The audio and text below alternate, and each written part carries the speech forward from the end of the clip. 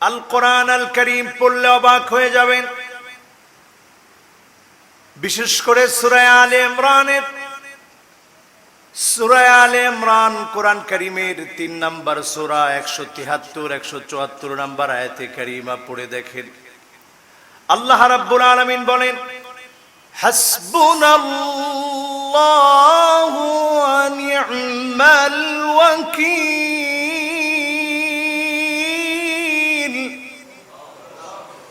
আল্লাহ আমাদের জন্য যথেষ্ট, আল্লাহ আমার জন্য যথেষ্ট, আপনার জন্য যথেষ্ট। গোলাম হিসেবে এই কথার স্বীকৃতি যখন আপনি দিবেন, আল্লাহ আমাদের জন্য যথেষ্ট, আল্লাহ আমার অভিভাবক হিসেবে যথেষ্ট, আল্লাহ আমার জন্য সকল কর্মে যথেষ্ট, এই কথার স্বীকৃতি যখন গোলাম হিসেবে আপনি প্রদান করবেন, ৭৪ নম্বর আয়াতটা খুলে দেখেন, ১৭৪ নম্বর আয়াত। পরের আয়াতে কারীমাতে আল্লাহ রাব্বুল আলামিন বলেন, ফানকালাবু বিনি'মাতিন মিনাল্লাহ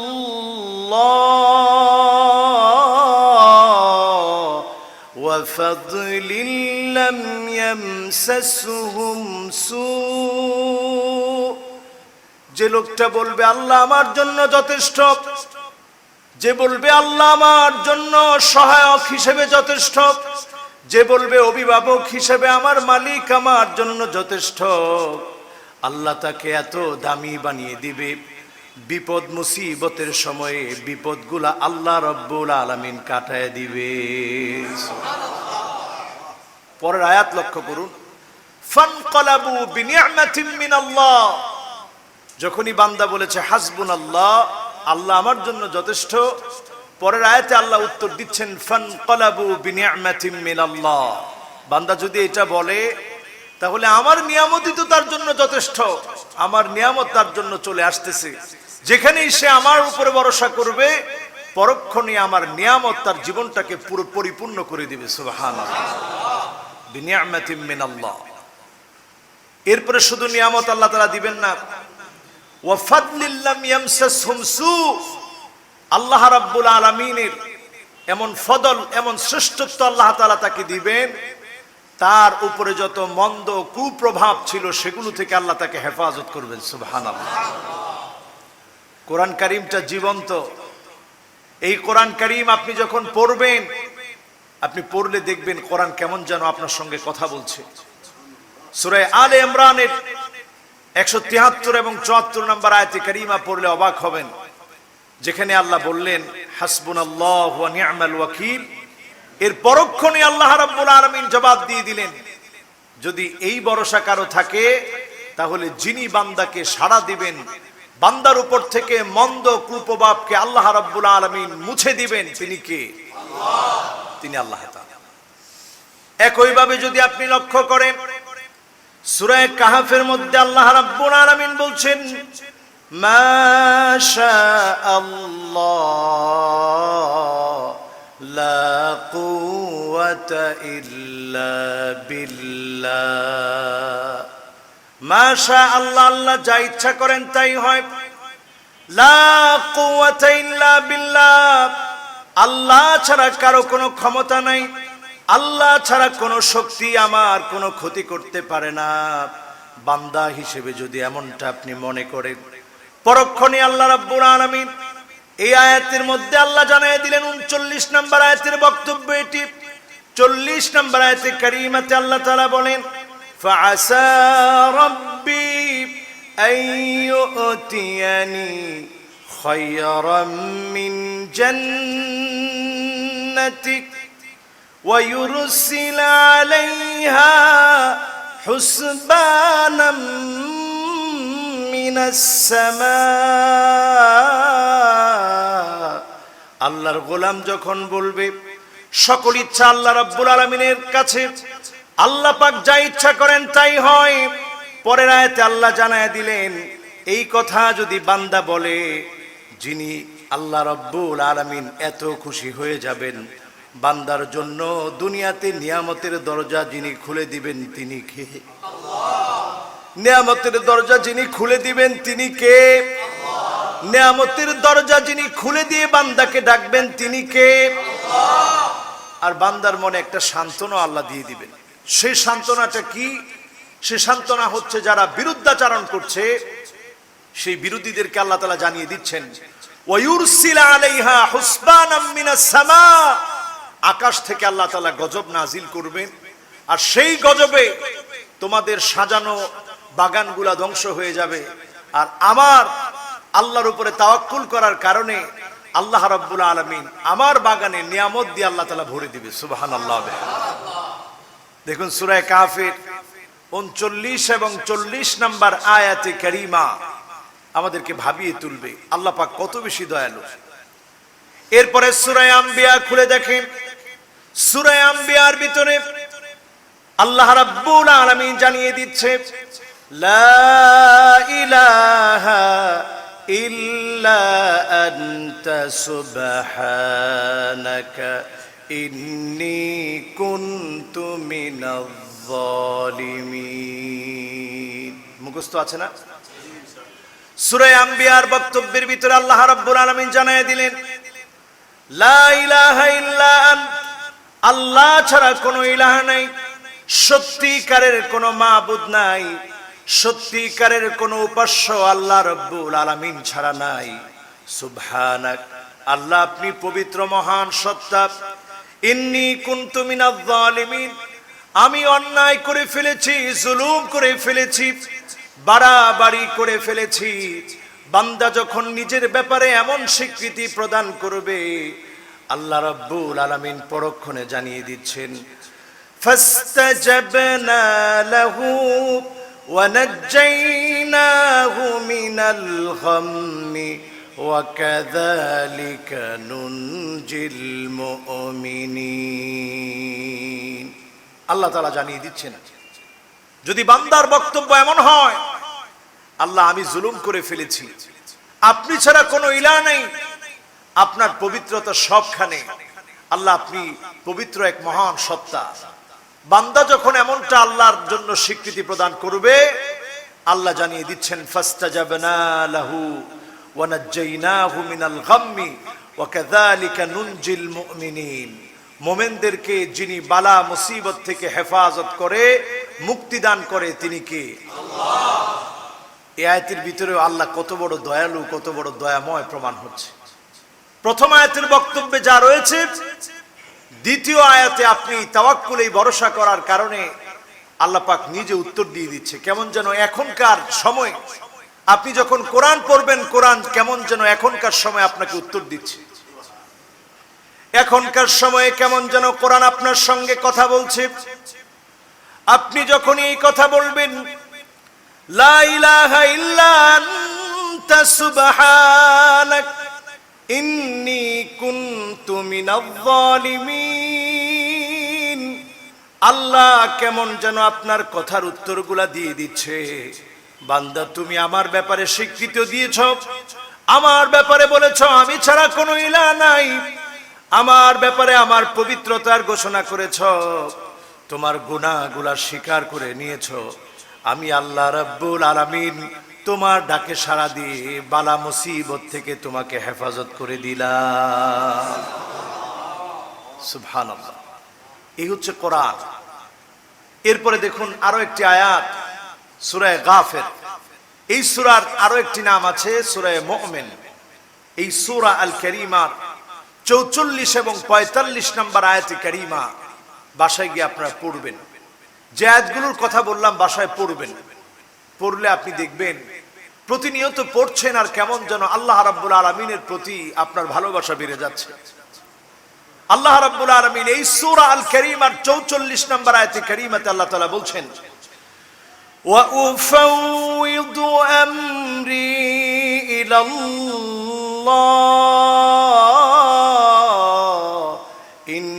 ইন্নাল্লাহা বাসীরুম বিল ইবাদ।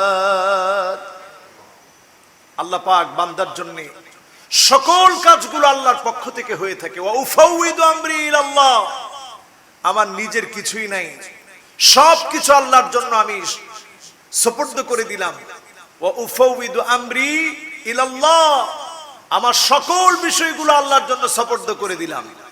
ইন্নাল্লাহা বাসীরুম বিল ইবাদ, আল্লাহ বান্দার ব্যাপারে সবচেয়ে বেশি দেখেন। বলেন সবচেয়ে বেশি যিনি দেখেন, খবর রাখেন, তিনি কে? আল্লাহ। আপনি যখন এই কথা আল্লাহর জন্য বললেন, আল্লাহ রাব্বুল আলামিন আপনাকে জানিয়ে দিচ্ছে ফাওয়াকাহুল্লাহু সাইয়্যাতি মা মাকারু। বান্দা যখন এই কথার স্বীকৃতি প্রদান করল, আমি আল্লাহ বান্দাকে জানিয়ে দিলাম ফাওয়াকাহুল্লাহু, আল্লাহ তোমাকে রক্ষা করবে, হেফাজত করবে, মা মাকারু, যত ধরনের চক্রান্ত তারা করবে, চক্রান্ত থেকে যিনি হেফাজত করবে তিনি কে? নবী মুসা আলাইহিস সালামের বক্তব্য এটি। যখন তিনি বিপদে পড়ে গেলেন, বিপদে পড়ে গিয়ে নবী মুসা আলাইহিস সালাতু ওয়াস সালাম আল্লাহ পাকের জন্য সবকিছু সুপর্দ করে দিলেন। আল্লাহ পাকের কাছে বললেন ওয়া উফাউযিদু আমরি ইলাল্লাহ ইন্নাল্লাহা বাসীরুম বিল ইবাদ।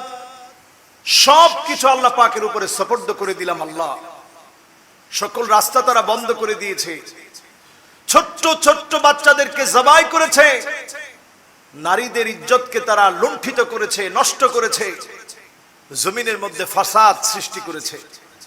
আল্লাহ তাআলা এখন তাদের ভূমি ছেড়ে যখন পালিয়ে যাচ্ছি, চলে যাচ্ছি, সেই মুহূর্তে পিছন থেকে তারা ধাওয়া করেছে।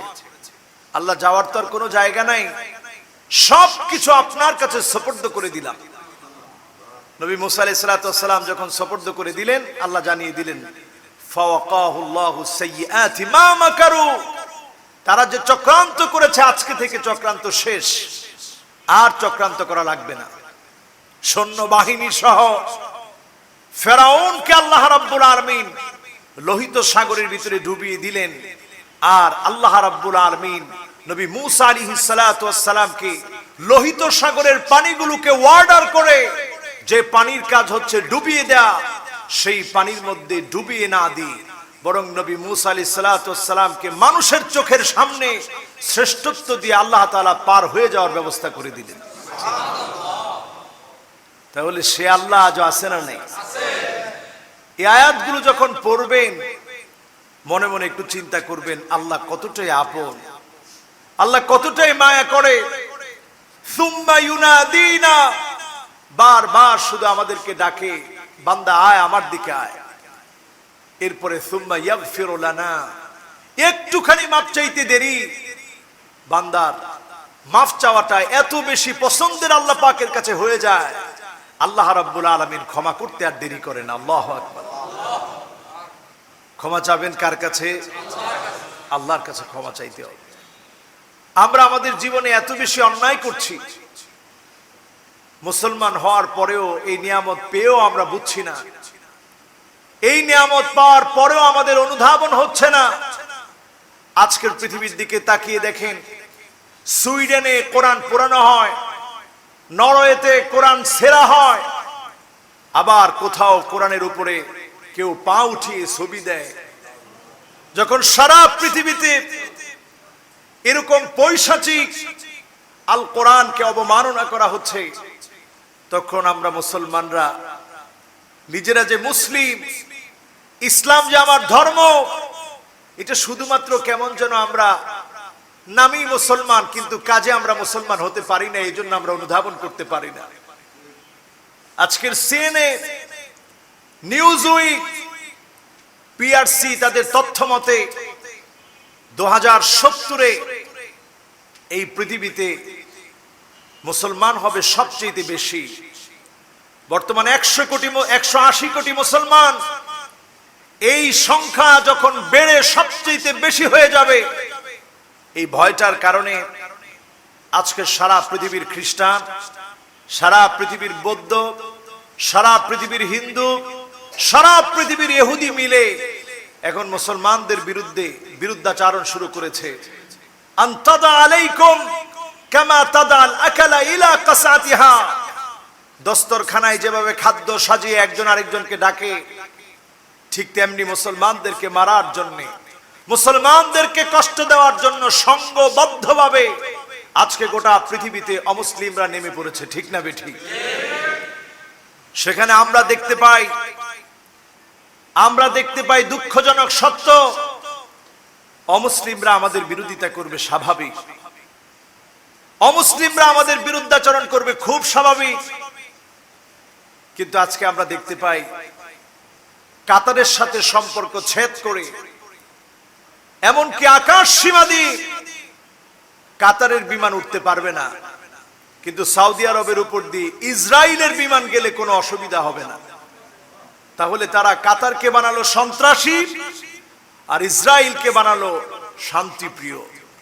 যে ইসরায়েল আমার ফিলিস্তিনের ভাইদেরকে বছরের পর বছর ধরে নির্যাতন করে যাচ্ছে, রাসূলুল্লাহ সাল্লাল্লাহু আলাইহি সাল্লাম যে বাইতুল মুকাদ্দাসের দিকে ফিরে 16 কিংবা 17 মাস সালাত আদায় করেছে, সে বাইতুল মুকাদ্দাসকে আজকে যারা আটক করে রেখেছে, বাইতুল মুকাদ্দাসের ইতিহাসকে যারা বিকৃত করছে, নবী আম্বিয়া আলাইহিমুস সালাম যে দেশের মধ্যে শুয়ে আছে সে দেশটাকে যারা তছনছ করে দিয়েছে, তাদেরকে যদি আমরা বন্ধু মনে করি তাহলে আমরা সত্যিকারের মুসলমান হতে পারি নাই, ঠিক না বেঠিক? আজকের সৌদির দিকে তাকালে দেখা যায়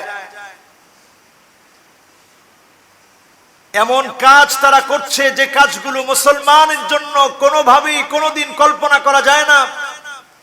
সালমান আউদার মতো ব্যক্তি, যার কথার প্রত্যেকটা লাইন যেন সাহিত্য, যার কথার প্রত্যেকটা লাইন দিয়ে যুবকেরা দিশা ফিরে পাচ্ছে, এমন ব্যক্তিকে পর্যন্ত শুধুমাত্র এই বিষয়গুলো নিয়ে কথা বলার কারণে তাকে যে কোনো সময় ফাঁসির রায় দেওয়া হতে পারে, বলেন নাউজুবিল্লাহ।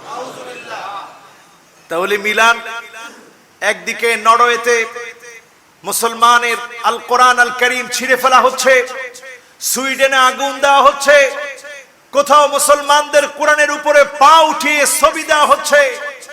ইতিহাসের এমন বর্বর দৃশ্যগুলো এখন মুসলমানের দেখতে হচ্ছে। এর পিছনের কারণ হচ্ছে আগামীর পৃথিবীতে নেতৃত্ব দিবে মুসলমানরা, বলেন ইনশাআল্লাহ। তারা চায় ইউরিদুনা লিইউতফিউ নূরাল্লাহি বিআফওয়াহিহিম, তারা চায় মুখের ফু দিয়ে আল্লাহর কোরআন ইসলামের প্রজ্বলিত বাতিকে নিভিয়ে দিবে। আল্লাহু ইউতিম্মু নূরাহ, আল্লাহ রাব্বুল আলামিন ইসলাম এবং কোরআনের নূরকে আল্লাহ প্রজ্বলিত করবেন। ওয়ালাউ কারিহাল কাফিরুন, যদিও কাফেররা তাদের বুক ফেটে যাবে, তারপরেও যিনি ইসলামকে বিজয়ী করে দিবেন তিনি কে? আল্লাহ তাআলা। কিন্তু আজকে আমরা মুসলমানরা এতটাই হতভাগা, আমরা মুসলমান হয়েছি ঠিক, কিন্তু আমরা যে মুসলমান, এত বড় সম্পদ আল্লাহ দিয়েছে, এই সম্পদ পাওয়ার পরে নিজেদের চরিত্রের আমরা পরিবর্তন ঘটাতে পারি নাই, চারিত্রিক পরিবর্তন আমাদের মধ্যে আসে নাই। আপনি যদি ইসলামের জন্য পরীক্ষা দিয়ে কোরবানি করে যদি আপনি মুসলমান হতেন, তাহলে বুঝতেন ইসলামের দামটা কত বেশি। আমার এখানে একজন মুসল্লি নামাজ পড়ে, আজকে আসছে কিনা আমি জানি না, আমার খুব কাছাকাছি বসে, ব্রাহ্মণ পরিবারের আমার এক ভাই। একদিন হেঁটে যাচ্ছেন, আপনারা অনেকে জানেন, হেঁটে যাচ্ছেন তিনি, হঠাৎ করে তার সন্ত্রাসী হামলায় তার গায়ে আঘাত লেগেছে। তিনি রাস্তার পথিক, তিনি জানেন না কেন মারা হয়েছে। তিনি প্রশ্ন করলেন, কেন আমার গায়ে আঘাত করলেন? উত্তর আসলো, তুই কেন কথা বললি, ওরে মেরে শেষ করে ফেল। যখন অনেক আঘাত করা হচ্ছে, শেষে একটা আঘাত করবে মাথার মধ্যে। উনি তখন একজন হিন্দু হওয়া সত্ত্বেও জবান দিয়ে বলে ফেললো, আল্লাহ তুই মাফ কর। এতটুকুন যখন বলেছে, কে যেন এসে, সে নিজে বলেছে, কে যেন এসে তার আঘাতটাকে আটকে দিল।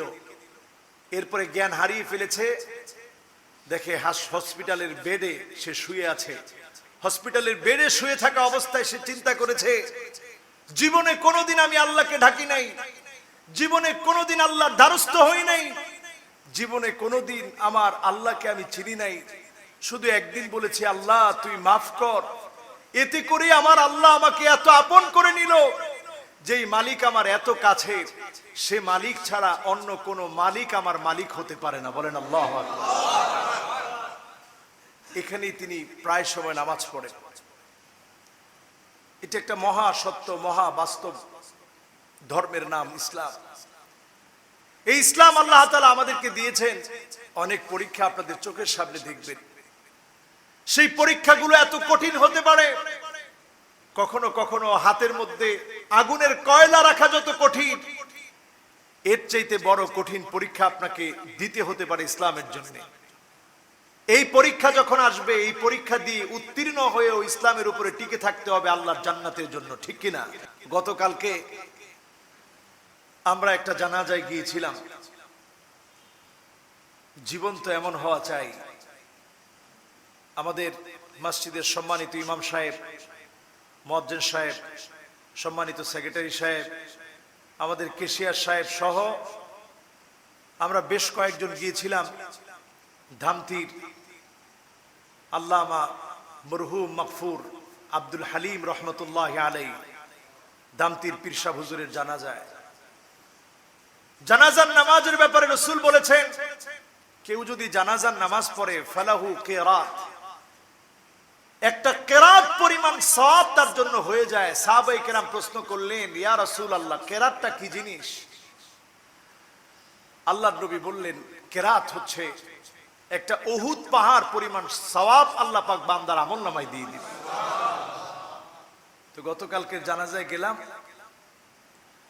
কেউ যখন জানাজার নামাজ পড়লো, এরপরে যখন কবরস্থ করা পর্যন্ত সাথে থাকলো, ফালাহু কিরাতান, তার জন্য 2 কেরাত পরিমাণ সওয়াব আল্লাহ পাক দান করবে। 2 কেরাত মানে 2টা উহুদ পাহাড় পরিমাণ সওয়াব আল্লাহ দান করবে। একটা উহুদ পাহাড় 6.5 কিলোমিটার লম্বা। এই 6.5 কিলোমিটার লম্বা উহুদ পাহাড় এত বড় পরিমাণ সওয়াব আল্লাহ পাক বান্দার আমলনামায় দিয়ে দিবে। সুবহানাল্লাহ। কালকে আমাদের সেক্রেটারি সাহেব সহ যারা গিয়েছেন, তারা নিজ চোখে দেখেছেন লাখ লাখ মানুষ ঘন্টার পর ঘন্টা অপেক্ষা করে সেই জানাজার ভিতরে অংশগ্রহণ করেছে। আমার কাছে মনে হয়েছে যে আল্লাহর হাবিব যে বলেছেন জানাজার নামাজে অংশগ্রহণ করা একটা উহুদ পাহাড় পরিমাণ সওয়াব পাওয়া, এই সওয়াবের আশায় যেন আল্লাহর ওলি জানাজার নামাজের ভিতরে মানুষের ঢল নেমেছে। কেমন এক মানুষ ছিলেন, আর আমরা কেমন জীবন গড়ছি। একজন আব্দুল হালিম রহমতুল্লাহ আলাই দিয়ে দৃষ্টান্ত দিই।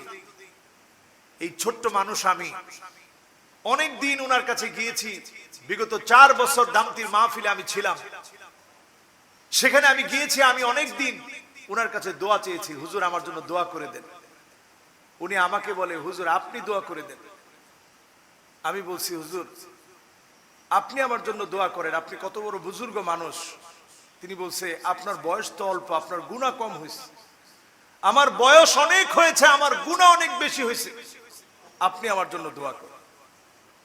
আমি গতকালকে দেখেছি, আল মাউতু জিসরুন ইউসিলুল হাবিব ইলাল হাবিব, মৃত্যুটা হচ্ছে একটা বাহন, যে বাহনটা বন্ধুকে বন্ধুর কাছে পৌঁছে দেয়। আমি দেখেছি যে একজন মানুষ যখন আল্লাহর কাছে চলে যায়, বন্ধু হলে তার আলামতটা কেমন হয়? বন্ধু হলে তার আলামতটা এমন হয়, মানুষ সাক্ষী দেয় লোকটা ভালো। সহিহ মুসলিমের হাদিসে এসেছে, 40 জন মানুষ যদি নির্দ্বিধায় সাক্ষী দেয় লোকটা ভালো, আল্লাহ তার সাথে ভালো আচরণ করবে। বলেন আল্লাহু আকবার। আমাদের দেশে আমরা অনেক সময় নিজেরা বলি যে লোকটা কেমন ছিল, এটা বিদআত।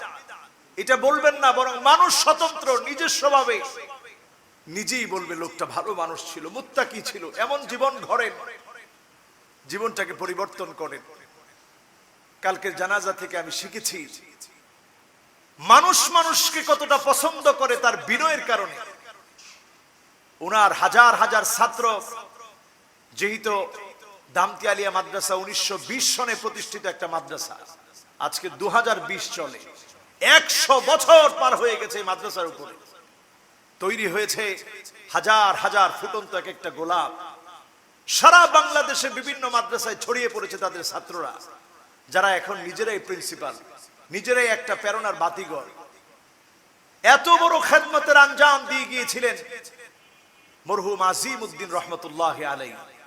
উনার ইখলাসের কারণে আল্লাহ তাআলা এই মাদ্রাসাকে এত বড় করেছেন, দরবারকে বড় করেছেন, ব্যক্তিকে সম্মানিত করেছেন। মৃত্যুর পরেও মানুষ মানুষকে এত ভালোবাসে। কালকে যখন কবরের নামাজ ছিল, এমন ভাবে মানুষ আল্লাহ বলে চিৎকার দিয়েছে, আমার কাছে মনে হয়েছে এই চিৎকারটা যদি আল্লাহর কাছে কবুল হয়, আল্লাহ বলবে যা আমার গোলামকে আমি মাফ করে দিলাম। এই হচ্ছে মহব্বত। জীবন এইভাবে গড়া দরকার, জীবনটাকে এইভাবে পরিবর্তন করা দরকার। আমি দেখেছি উনি দীর্ঘদিন প্যারালাইজড ছিলেন, হুইল চেয়ারে চলাফেরা করেছে, কিন্তু আমি দেখেছি ফজরের পর গিয়েছি উনি ইবাদত বন্দেগী করতেছে, মাগরিবের পর ইবাদত বন্দেগীতে সময় কাটাচ্ছে। আলহামদুলিল্লাহ, আমি গতকালকে আমার মসজিদে এসেও দেখেছি, আমাদের মসজিদে মাগরিবের নামাজ শেষ, আমরা ধামতি থেকে এসে নেমেছি, এরপরে আমরা সালাত আদায় করেছি। আমরা যাওয়ার সময় লক্ষ্য করেছি আল্লাহর কিছু গোলাম এই মসজিদে বসে তখনও ইবাদত বন্দেগী করতেছে, আল্লাহর কোরআন তেলাওয়াত করতেছে। সেখান থেকে আমাদের সহবত নেওয়া দরকার জীবন পরিবর্তনের জন্য। আল্লাহ যেন কবুল করে, পড়ি আমিন। সম্মানিত হাজিরিন, জুমার নামাজ আমাদের জন্য একটা সুযোগ জীবন পরিবর্তনের জন্য। আল্লাহর গোলামেরা কত সুন্দর পোশাক পরে জুমার নামাজে হাজির হয়।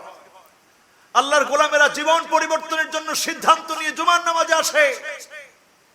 এই জুমার নামাজটা এত সওয়াবের, এক একটা পদাঙ্ক, এক একটা পা যখন আপনি ফেলেছেন, সুম্মা দানা মিনাল ইমাম, ইমামের সামনে এসে বসেছেন, খুতবা শুনেছেন, ওয়ালাম ইয়ালগু, বিশৃঙ্খলা সৃষ্টি করেন নাই, বিশৃঙ্খলা সৃষ্টি না করে চুপচাপ বসে বসে নিজের মন পরিবর্তনের সিদ্ধান্ত নিয়েছেন। নবী করিম সাল্লাল্লাহু আলাইহি ওয়াসাল্লাম বলছেন, বিকুল্লি খুতওয়াতিন, প্রত্যেকটা পা যে আপনি মসজিদের দিকে দিয়েছেন, এই প্রত্যেকটা পা ফেলার কারণে এক একটা বছর রোজা রাখা, আবার এক বছর আল্লাহ রাব্বুল আলামিনের জন্য দাঁড়িয়ে তাহাজ্জুদ পড়লে যে পরিমাণ সওয়াব হতো, সমপরিমাণ সওয়াব বান্দার আমলনামে আল্লাহ দিয়ে দিবে। সুবহানাল্লাহ। যারা জুমার নামাজ আসতে গিয়ে 100 পা হেঁটে হেঁটে, পা ফেলে ফেলে যারা মসজিদে এসেছেন, চিন্তা করেন আল্লাহ কত আপন। আল্লাহ 100 বছরে তাহাজ্জুদের সওয়াব এবং রোজা রাখার সওয়াব বান্দার আমলনামে আল্লাহ দিয়ে দিয়েছে। সুবহানাল্লাহ। সে আল্লাহ রাব্বুল আলামিনকে পাওয়ার জন্য ডক্টর আয়েদ আল কারনি এই পৃথিবীর আরেক বিস্ময়। ওনাকে প্রশ্ন করা হলো, শায়েখ আপনার জীবনের এমন 4টা নসিহত বলেন, যেই 4টা নসিহতকে কেন্দ্র করে আমি আমার জীবন পরিবর্তন করতে পারবো, এমন 4টা নসিহত বলেন। আয়েদ আল কারনি হাফিজাহুল্লাহ, ওনাকে প্রশ্ন করা হলো 4টা নসিহত আপনি বলেন, যে 4টা নসিহত দিয়ে জীবন পরিবর্তন করতে পারবো। আয়েদ আল কারনি তিনি বললেন, আমাকে যদি আমার জীবনের 50টা বছরের খেদমত সম্পর্কে প্রশ্ন করে যদি আমাকে বলা হয় যে আপনি এমন কয়েকটা নসিহত করেন, পরামর্শ দেন, তাহলে আমি এই কথা বলবো, 4টা নসিহতের প্রথম নসিহত হচ্ছে লা তাহজান, কখনো চিন্তা করো না। বলেন আল্লাহু আকবার।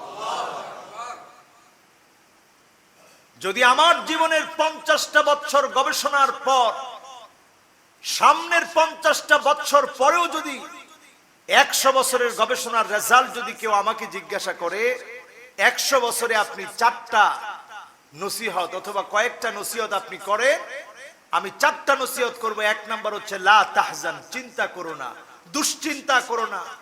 কারণ দুশ্চিন্তা করে আপনি কখনো আগাতে পারবেন না। অতীতটাকে তুমি ডিলিট করে দাও, সামনের দিকে তুমি এগিয়ে যাও। যিনি তোমাকে এগিয়ে দিবে তিনি কে? আল্লাহ।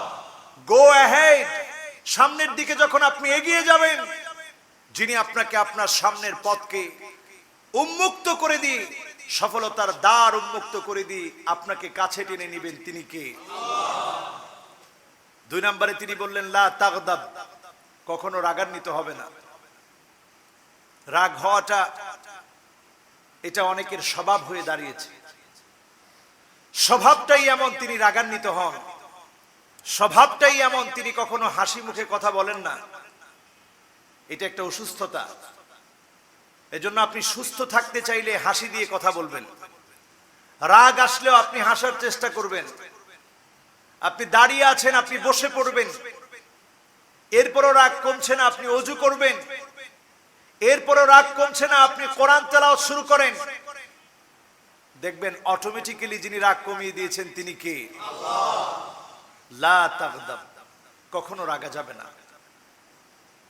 এরপরে লা তাসখাত, কখনো আল্লাহর ব্যাপারে এইরকম মনে না করা যে আমার সাথে উমুকে এতটুকু পড়াশোনা করে এত কিছু করে ফেলছে, আমি পারলাম না কেন। না, বরং সব সময় মনে করবেন যিনি দেয়ার, যিনি দিয়েছেন তিনি কে? আল্লাহ। এটা যদি আপনি মনে করতে পারেন আল্লাহ দিয়েছে তাকে, আমাকে দেয় নাই, আপনি পান নাই তারপরে আপনি খুশি থাকবেন। আপনি খাচ্ছেন খুশি থাকবেন, আপনি খেতে পারেন নাই খুশি থাকবেন। যিনি আপনাকে সফলতা দান করবেন তিনি কে? আল্লাহ তাআলা। এরপর আরেকটা গুরুত্বপূর্ণ নসিহত তিনি করলেন। আমার জীবনের 50টা বছরের, উনি বলছেন যে 50টা বছরের নসিহত থেকে আরেকটা নসিহত মানলে মানুষের জীবনটা মনে হয় পরিপূর্ণ হবে, সেটা হচ্ছে লা তাখাফ, কখনো ভয় পেও না, কখনো ভয় করো না। একমাত্র ভয় করতে হবে কাকে? আল্লাহকে। আপনি ভয় পাবেন না, বাতিলের রক্তচক্ষুকে আপনি ভয় পাবেন না, জালেমের রক্তচক্ষুকে আপনি ভয় করবেন না, মিথ্যাবাদীদেরকে আপনি ভয় করবেন না। আপনি সত্যের পক্ষে আছেন, আপনি মনে রাখবেন সত্যের পক্ষে আমাকে কাজ করতে হবে। এই কাজ করতে গিয়ে যদি আপনার জীবন দিতে হয় তারপরে আপনি জীবন দিবেন। তারপরেও অন্যায়কে কখনো অন্যায়কে সাথে নিয়ে, অন্যায়কে সাধুবাদ জানিয়ে কখনো কাজ করা যাবে না। এই 4টি নসিহত তিনি করলেন। কত দামি নসিহত! তিনি বলছেন, একটি কিতাব তিনি লিখেছেন লা তাহজান নামে, প্রায় 174টা ভাষায় এই কিতাবটা অনুবাদ হয়েছে। আল্লাহু আকবার। চিন্তা করতে পারবেন, আমাদের বাংলায় অনুবাদ হয়েছে লা তাহজান।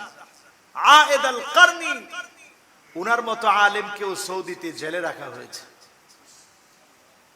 চিন্তা করেন, সৌদির বিপরীত বলছি বিষয়টা এমন না।